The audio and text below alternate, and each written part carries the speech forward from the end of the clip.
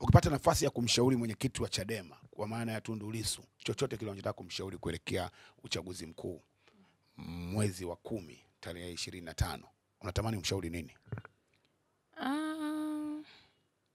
Kikweli kumshauri yule baba kwanza ashauriki. Hebu nimwache tu mwenyewe atajijua. Atajijua tu mwenyewe ashauriki. Sema shauriki una maana gani? Bwana achana naye. Mimi sina cha kumshauri kiukweli. Sina cha kumshauri. Mimi ninachokifanya tu ni kusimama na mama, kufanya kazi na mama, na Watanzania wote watakuwa wajue mazuri aliyofanya mama.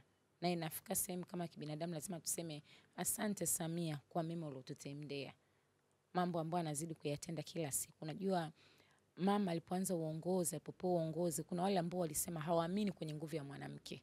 Lakini kupitia mama leo hii wanawake tumekuwa mashujaa.